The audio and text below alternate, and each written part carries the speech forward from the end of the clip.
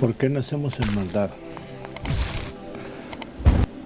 Dios bendiga a los santos de cada grupo libre del mundo religioso y servidor voluntariamente de Dios. Pues a estos llamó Dios y los justificó, los santificó gratuitamente para mostrar en ellos su sabiduría y las bendiciones venideras, de modo que sean ellos, pues de nuestro Señor Jesús, lumbreras que alumbren al mundo. A estos me dirijo en el nombre precioso de nuestro Señor Jesucristo, para mostrar mi parecer y compartir este estudio o pensamiento. Bien, si deseamos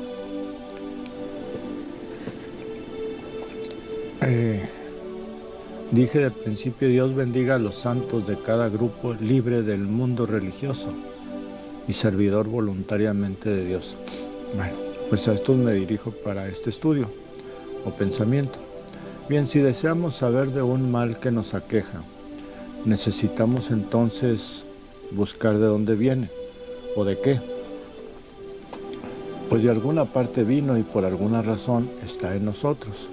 Esto no es sabiduría, es ciencia elemental, o sea, razonamiento elemental. Por eso no hay nada que discutir sobre si tengo o no razón en esto. Pero podemos aprender que todo mal tuvo un origen, de dónde vino y por qué lo tenemos. Debe tener una explicación, porque si es algo que solo uno de 1000 lo tiene, le llamaríamos un mal raro o extraño.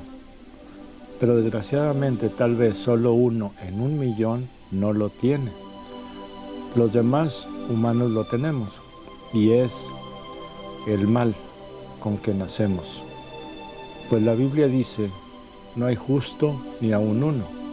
Romanos 3, 9 al 11. Dice, ¿qué pues? ¿Somos nosotros mejores que ellos? En ninguna manera. Pues ya hemos acusado a judíos y a gentiles, que todos están bajo pecado. Como está escrito, no hay justo ni aun uno, no hay quien entienda, no hay quien busque a Dios. Amén. Luego todos nacimos en maldad, y yo lo creo. Pero, ¿de dónde surgió esta maldad y qué es lo que la provoca? Esto es lo que descubriremos hoy con la ayuda de Dios. Había pensado llamar este estudio el mal que nos mueve a todos, pero se me hizo más sencillo llamarlo ¿por qué nacemos en maldad? Como preguntando, ¿era malo mi padre o mi madre? Y obviamente sí, pero ¿yo qué culpa tenía de eso? Pues se dice en medios religiosos y científicos que el recién nacido es inocente, que no tiene maldad y no es culpable de nada. Eso no es verdad. Pues si son inocentes, ¿por qué pues mueren? La verdad es que dice claramente la Escritura en Romanos 6:23, porque la paga del pecado es muerte, mas la dádiva de Dios es vida eterna en Cristo Jesús, Señor nuestro. Amén. Como nos hemos dado cuenta, entonces ellos, los bebés, nacen ya con el pecado, nacen ya con el mal o la maldad, con el pecado. Pero, ¿la heredamos? Y si la heredamos, ¿en qué la heredamos? ¿En la sangre? ¿En los huesos? ¿En las células de la carne? Bien, yo creo que no es ninguna de estas cosas y a la vez es en todas. Trataré de explicarlo usando lo más sabio que hay, que es la palabra de Dios. Primero, vamos a leer esta escritura, Génesis capítulo 3, versos del 1 al 6.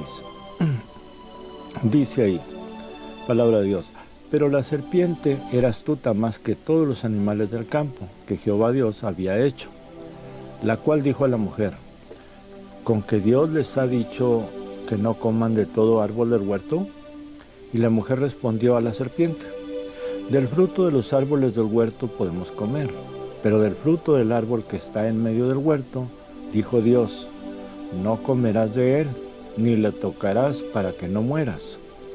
Entonces la serpiente dijo a la mujer, no morirás, sino que sabe Dios que el día que comas de él, serán abiertos tus ojos, o sus ojos, y serán como Dios, sabiendo el bien y el mal. Y vio la mujer que el árbol era bueno para comer, y que era agradable a los ojos, y árbol codiciable para alcanzar la sabiduría. Y tomó de su fruto y comió, y dio también a su marido, el cual comió así como ella. Amén. Ahí vemos cómo Eva estaba platicando con la serpiente, pues la serpiente quería que la maldad entrara en ellos, pero ellos no debían aceptar entrar en la maldad. Así que la serpiente le puso la tentación a Eva, de que si comía del fruto, ella se haría sabia y sería como Dios. Y Eva comió. Seguramente ella también le contó el mismo cuento a su marido, para que hiciera lo mismo. Y Adán también comió. Me detengo un poco aquí para decir que los religiosos siguen contando el mismo cuento y le dicen a usted que el pecado fue la desobediencia de ellos a Dios. Eso no es verdad. La desobediencia solo fue la consecuencia de que pecaran, pues como está escrito, el pecado consiste en saber hacer lo bueno y no hacerlo. Eso lo encontramos en Santiago capítulo 4, del 15 al 17. Dice ahí, en lugar de lo cual deberían decir, si el Señor quiere, viviremos y haremos esto o aquello. Pero ahora se jactan en sus soberbias. Toda jactancia semejante es mala, y al que sabe hacer lo bueno y no lo hace, le es pecado. Amén. Vea usted, ellos sabían hacer lo bueno y desobedecieron, no hicieron lo bueno. Pues Dios les dijo, no coman de eso porque morirán. Ellos sabían eso, pero no hicieron lo bueno, o sea, no obedecieron. No entendieron, no quisieron entender, pues, lo que Dios les dijo. Así que, por eso cayeron en pecado, por desobedecer. Pero desobedecer no fue el pecado. Eso fue la consecuencia de que cayeran en el pecado. ¿Ve? Es como si el médico le dice a usted, con esto se alivia de su mal, pero no tome 2 pastillas, solo una o se muere. Usted no se muere si no toma ninguna, pero no se alivia, aunque usted desobedeció la orden del médico, ¿cierto? Pero si desobedece y toma 2 o 3, seguramente usted morirá. Y su desobediencia no lo mató a usted, pero sí es la causa de su muerte, si muere. Puede darse cuenta de la diferencia de desobedecer y el pecado, ¿verdad? Pues ellos no hubieran pecado si no se les dice que morirían. Pero ¿sabían ustedes que el pecado o el mal entró en ellos antes de comer? Usted se preguntará, ¿cómo? Es sencillo. Antes de que Eva comiera del fruto prohibido, entró en ella el egoísmo, el pecado. Ella quería ser sabia del bien y del mal, como Dios. Ahí está el espíritu de Satanás, ese espíritu malo. La maldad misma entró en Eva. Luego ella hizo lo malo, y para no sentirse sola, fue y compartió su misma religión, espíritu, a Adán. ¿Y qué pasó? Lo mismo, la maldad entró en Adán, pues también se tragó el cuento. Vea el verso 6, como dice que Eva vio que era agradable y codiciable, ¿ve? El egoísmo en el padre de la codicia, es el padre de la codicia. O sea, el egoísmo pare la codicia. Satanás quería ser Dios, codiciaba ser Dios y pagó con destierro. Adán y Eva también, ¿ve? El pecado fue pues el egoísmo. Vamos a seguir para ver si es verdad, pues un solo ejemplo no basta para asegurar ciertas cosas o cierta una cosa. El egoísmo es el causante de que nos sea más fácil hacer el mal que el bien. El egoísmo es el pecado original, o sea, lo que causó el origen del pecado. ¿Y dónde comenzó el pecado? en la tierra? Claro que no. El pecado comenzó en el cielo. Dios hizo a un ángel más hermoso que todos. En ese ángel nació el egoísmo y de eso la codicia, de ser adorado como Dios. Y por eso tramó una rebelión contra Dios. Este ángel se la pasaba acusándonos a nosotros para que Dios nos condenara, como lo hizo con él. Pues, ¿sabía usted que su egoísmo es lo que le hace decir a usted cuando es castigado? ¿Por qué yo? ¿Por qué a mí? ¿Yo qué hice? Pues es su egoísmo el que le hace pensar que hay otros peores que usted y deberían ser ellos los castigados y no usted. ¿Ve? Así el diablo piensa, que nosotros somos peores que él. ¿Y por qué Dios nos da la oportunidad a nosotros de ser salvos? Ya él no. ¿Entiende? Por esa causa el diablo no quiere su alma. ¿Para qué le sirve su alma? Esa es otra mentira de las religiones. Mire, piensa en esto. Imagine que usted está condenado a muerte y mañana lo van a ejecutar, mañana lo van a matar. Y le dicen, pero anímese, le vamos a dar a 20 esclavos que le sirvan y sea usted amo de ellos. Pregunto, ¿para qué le servirán a usted 20 esclavos condenados también, si lo van a matar mañana y a ellos también? En cambio, si le dijeran, usted sabe muchas cosas sucias de los hijos del juez que lo condenó, si las dice mañana, morirán también. O sea, los hijos del juez. ¿Los acusaría usted? Claro que sí, buscando venganza. Otra hija del egoísmo, la venganza. ¿Ve? Ahora, suponga que no los encuentran porque el juez los escondió. Y usted sabe dónde fueron escondidos. Y le dicen que los sacarán fuera de la cárcel para que los lleve a donde están ellos. ¿No iría usted mismo a matarlos o llevarlos a morir? ¿Ve? Así Satanás de nada le sirve su alma. Él no quiere su alma. Él quiere que usted muera. En 1 de Pedro, el capítulo 5 y verso 8 dice, sean sobrios, o sea, enterados, serios, sean sobrios y velen, porque nuestro adversario, el diablo, como león rugiente, anda alrededor buscando a quien devorar, ¿ve? A quien matar. Entienda que no anda buscándole porque quiere su alma, le busca para que usted muera también, para que Dios le condene a usted. Lo que él quiere es vengarse de Dios, haciendo que los hijos o hijas de Dios se hagan más egoístas y sean condenados. Mire, le decía que el pecado comenzó en el cielo. Apocalipsis 12 lo prueba. Le traduciré a manera que lo haría un profeta el misterio de ese capítulo. Sé que no soy profeta, pero creo que el mismo espíritu en el profeta de este tiempo me ayudará en esto. Para comenzar, dice que apareció en el cielo una gran señal. Esto es, Juan vio una gran señal en el cielo. Después dice lo que vio, o sea, la visión, ¿correcto? Bien, él vio una mujer vestida de sol. Si usted conoce los símbolos proféticos, sabrá de cierto que una mujer significa una iglesia y el sol significa Cristo o Espíritu Santo o Dios, como usted quiera. La mujer iglesia estaba vestida del sol, Espíritu Santo, y con la luna bajo sus pies. Luna son las religiones, la luna son las religiones, bajo sus pies. Si la mujer, iglesia, está alumbrada por el sol es porque tiene luz de Dios, revelación. La luna solo recibe un poco de luz, son las religiones. De ahí salió la mujer, de las religiones.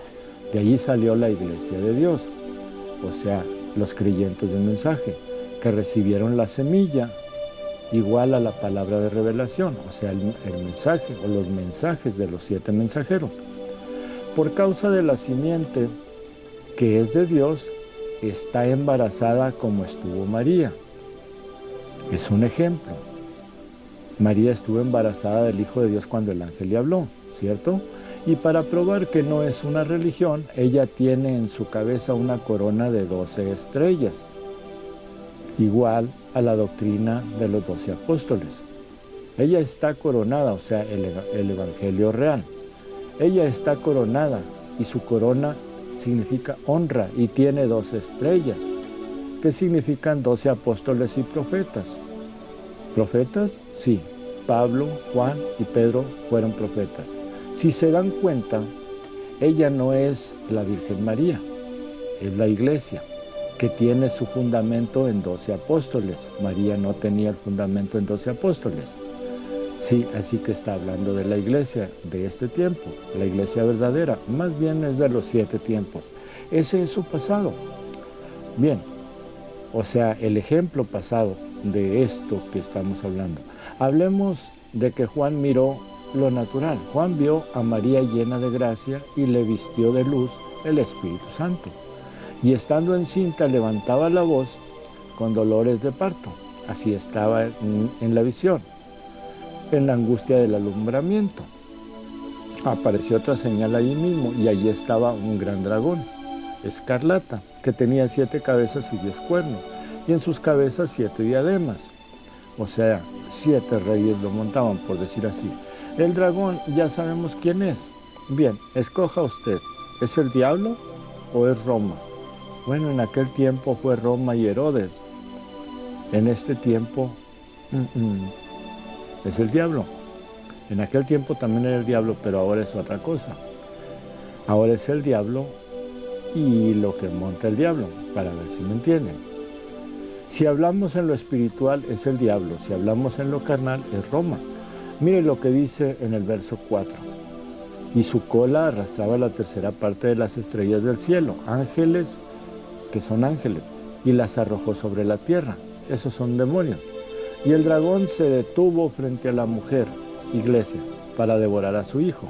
Bien, después de estas cosas, verso 7, dice, después hubo una gran batalla en el cielo. ¿Ve? Fue en el cielo donde comenzó el pecado. En lo natural, al morir nuestro Señor Jesús y presentarse ante Dios como Cordero por nosotros, el diablo ya no tenía lugar más allá. O sea, allá ya no tenía lugar. Así, antes sí, porque era el que nos acusaba. Lea el libro de Job, capítulo 1. Así que no habiendo ya quien nos acuse, porque el malo fue echado, ya no era el cielo lugar para él, o sea, para el diablo. Esta es la causa que comenzó una gran batalla allá en el cielo. Vea, como dice en Apocalipsis, que luchaba el dragón y sus ángeles, y Miguel y sus ángeles. Ve, hasta que el diablo fue derrotado y arrojado a la tierra. Lea este verso 12 y se dará cuenta que esta batalla fue después de la muerte del Señor. Pero antes el diablo fue condenado por su egoísmo. Ese fue el pecado original. Y en su pecado arrastró a la tercera parte de los ángeles, estrellas del cielo.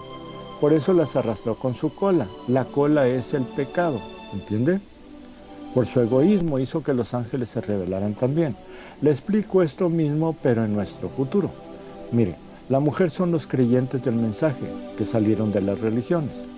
O sea, de cada mensaje, de cada mensajero, que salieron de las religiones. Estas religiones, por ejemplo, en el tiempo de Pablo, muchos fariseos o muchos saduceos o muchos celotes o helenitas se salieron de sus religiones para formar el cristianismo. A ver si me entienden, en los tiempos de Pablo. Ahora, estas religiones son la luna. Ellos tienen poca luz, tienen poca revelación, tienen poca palabra de Dios. Los creyentes de los mensajes o de cada mensaje están por encima de ellos, pues tienen la verdad, el evangelio verdadero y la revelación. Aunque no entiendan el mensaje, ellos son la mujer embarazada. El Hijo de Dios que nacerá son los elegidos para el arrebatamiento. Mire cómo el diablo quiere acabar con los escogidos, tanto así que el Señor Jesús dijo en Mateo capítulo 24, verso del 22 al 25, y si aquellos días no fueran acortados, nadie sería salvo. Mas por causa de los escogidos, aquellos días serán acortados. Entonces si alguno les dice, miren, aquí está el Cristo, o miren, allí está, no lo crean, porque se levantarán falsos cristos y falsos profetas, y harán grandes señales y prodigios, de tal manera que engañarán, si es posible, si fuera posible, aún a los escogidos. Ya se los he dicho antes. Amén. Este hijo que nace y es arrebatado para Dios en la visión, son los hijos de Dios, que no pasarán por el juicio ni la gran tribulación. Luego el diablo trata de acabar con los salvos del mensaje, ¿ve? Con la iglesia. Bien, ahora vamos a ver por qué nosotros nacemos con ese egoísmo y cómo es que lo heredamos. Primero que nada debemos entender que el egoísmo no es carnal, sino espiritual, lo que quiere decir que heredamos el espíritu del principio del mal. Pero, ¿cómo lo heredamos? Mire, papá y mamá eran egoístas. Cuando ellos se juntaron en la carne, no era para engendrarnos a nosotros. Eva no hizo aquello pensando en engendrar a Caín, sino pensando en ella misma, en ser sabia, en ser como Dios, pero nunca pensando que procrearía un hijo. Ese hijo heredó el egoísmo de Eva, ya contaminada del espíritu del diablo, y la bestialidad asesina de la serpiente. ¿Entiende? Ella, al no sentirse bien, entonces egoístamente fue y provocó a Adán, a hacer lo mismo. Y le dio de aquello. Al hacerlo, Adán tampoco pensó en procrear un hijo. Solo pensó en disfrutar su momento y ser sabio, como Dios. Pues era la religión inventada por el diablo. Y Eva solo pensó en no sentirse culpable ella sola. Ambos solo pensaron egoístamente en ellos mismos. Ninguno pensó que dañaba al otro, y menos que dañaban al hijo que estaban engendrando. Pues no lo hicieron para engendrar a nadie, ¿ve? Así pues Caín heredó el espíritu egoísta y asesino de su padre, pero Abel solo el espíritu contaminado de egoísmo de su padre. El egoísmo te hace un renegado, pero no te hace un asesino. Conozco gente muy egoísta, pero no asesinan a nadie. También gente envidiosa a más no poder y tampoco asesinan. El asesinar es instinto, instinto bestial, porque debe tenerse el valor o la falta de amor y temor para hacerlo. Una bestia no tiene temor de asesinar. Asesinan y no lo hacen por egoísmo, sino por instinto de conservación, ¿ve? ¿Es verdad? Claro que sí, así es. Aunque Abel nació con la herencia egoísta, él no quería hacer eso. Por eso buscaba a Dios, buscaba el antídoto contra ese sentir en él. Se preguntaba, ¿por qué Dios los había apartado de sí? ¿Y por qué los echó del huerto si su padre era buen hombre y su madre también? Abel buscaba hallar gracia delante de Dios. Se quitó el egoísmo de encima y fue y buscó no cualquier cordero, sino su mejor cordero. Y al decir mejor, también quizás era al cordero que Abel más amaba. Recuérdese que un pastor de ovejas siempre tiene un corderito preferido, amado, siempre.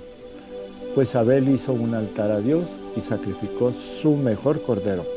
Como dice el profeta, recibió revelación de que fue sangre la que nos apartó de Dios, ¿sí? Pero no fue cualquier sangre, fue la del Cordero de Dios. Oh, Abel pudiera haber sacrificado cualquier cordero, menos ese que él amaba. ¿Pero qué tenía ese cordero que lo hacía especial? El cordero preferido de un pastor siempre es el más manso, el más cariñoso. Además, las ovejas no son egoístas y ese corderito amado del pastor, mucho menos. Así pues, Abel, se puede decir, se ofreció a sí mismo junto con su cordero. Así lo hizo Dios junto con su Hijo. Si no lo cree, le explico. Usted puede ofrecer a Dios todo lo que tiene, pero lo que usted tiene no es lo que Dios quiere de usted. Dios quiere su corazón. Esto es, que usted lo ame a Él, que usted se entregue a Él. Ese es el motivo del por qué el apóstol Pablo escribió diciendo, si yo hablara lenguas humanas y angélicas y no tengo amor, sería igual que metal que resuena o címbalo que retiñe. Suena mal. Si tuviera profecía y entendiera todos los misterios y toda ciencia, y si tuviera toda la fe del mundo, toda la fe, de tal modo que moviera los montes, y no tengo amor, nada soy. Y si repartiera todo lo que tengo para dar de comer a los pobres, como decía hace poco un pastor, y si entregara mi cuerpo para ser quemado y no tengo amor, de nada me sirve. El amor es sufrido, es bondadoso. El amor no produce envidia. El amor no te permite creerte más que los demás, ni te hace vano. No hace nada indebido, no produce egoísmo, no se enciende en enojo, no guarda rencor. No se alegra de la injusticia, pero se alegra de la verdad. Todo lo sufre, todo lo cree, todo lo espera, todo lo soporta. El amor es eterno, pero las profecías se acabarán y terminarán las lenguas, y la ciencia terminará. Amén. Usted lo lee en 1 Corintios capítulo 13, del 1 al 10.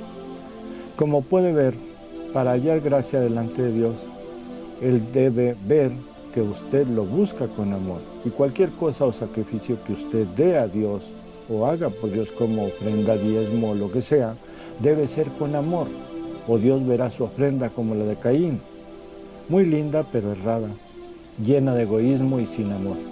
Eso es religioso 100%.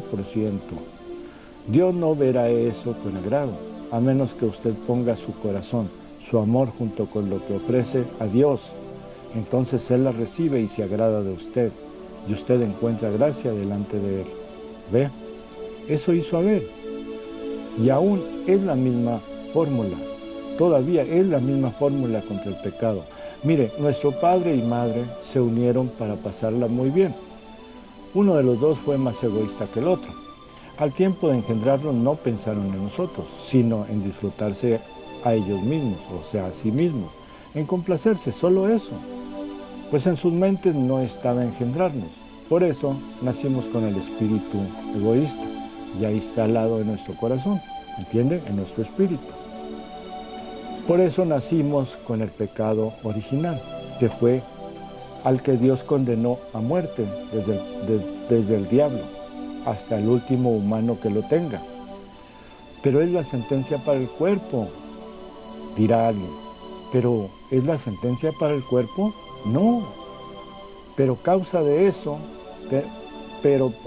de eso, tenemos que morir en el cuerpo, dejar el cuerpo, desterrados de nuevo.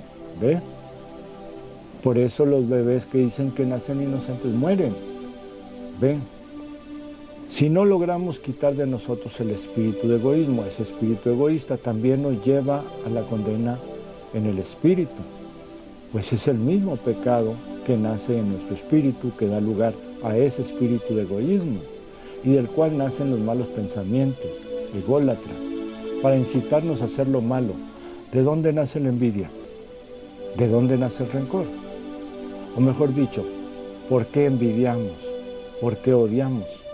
¿Por qué nace en nosotros el deseo de poder? El deseo de ser mejores o más grandes que los demás. ¿Acaso al morir nos llevamos eso? ¿Pueden nuestras cosas ser nuestras eternamente? Si odiamos a alguien, ¿lo dañamos con eso? No. Pero del odio nacen las calumnias y los chismes. Del odio nace el deseo de asesinar al odiado. Del deseo de poder nace la estafa, el robo, la avaricia, la violencia. Todo lo malo nace del egoísmo. Vean. ¿Por qué el hombre desea la mujer de su prójimo si tiene la propia? ¿Por qué el borracho toma? Porque él se quiere sentir bien, quiere olvidar, no le importa su familia. Pues el egoísmo es la raíz de todos los males. Pues el egoísmo nos hace malos y acumulamos males espirituales. Aprendemos y hacemos lo malo delante de Dios, de tal manera que renegamos de Él. Y finalmente terminamos blasfemando al Espíritu de Dios, que es el Espíritu Santo. Eso nos condena como espíritus a morir también la segunda muerte, que es la del Espíritu. ¿Entiende? Así que imagine, si nosotros nacimos cuando aún había un poco de moral, respeto y amor, somos egoístas y malos porque nuestros padres no pensaban en nosotros, sino en ellos. ¿Cree usted que hoy piensan en eso, en este tiempo? Mucho menos. Por eso el egoísmo va tomando cada vez más fuerza y las nuevas generaciones salen más malas, más egoístas.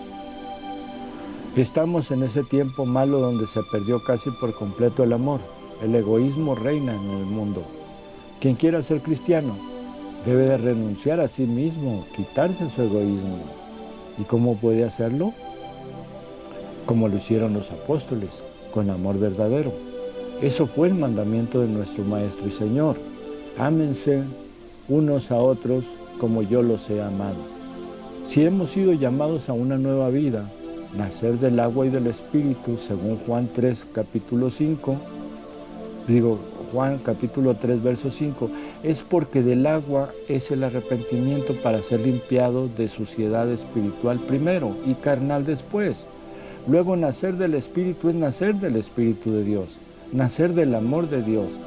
Y el amor quita nuestro viejo espíritu de egoísmo, con el cual nacimos.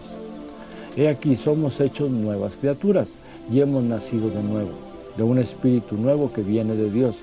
Somos nuevas criaturas en Cristo Jesús, Señor nuestro. Así que mientras el viejo hombre egoísta va muriendo, el nuevo hombre de amor va creciendo hasta llegar a la madurez de un hombre perfecto. Ahí ya no existe el viejo hombre. El apóstol Pablo lo explica de esta manera.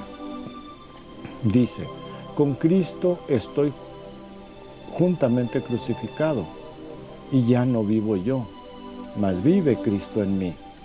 Y lo que ahora vivo en la carne, lo vivo en la fe del Hijo de Dios, el cual me amó y se entregó a sí mismo por mí. Amén. Eso está en Gálatas capítulo 2, verso 20. Como pueden entender, él dice claramente que él dejó de existir como el viejo hombre. Ese quedó crucificado con Cristo. Pero el nuevo hombre ahora vive en la confianza, en el amor de Dios. ¿Ve? Entonces es importante saber por qué nacimos en maldad. Ahora que ya lo sabe, dele a Dios la oportunidad de convertirlo en una nueva criatura. A quien más le conviene es a usted. Dios les bendiga como siempre. Mi deseo es que esto les sea útil para encontrar gracia delante de Dios y con ello su salvación y redención. Su hermano en Cristo Jesús, nuestro Señor, José Luis Carrera Torres.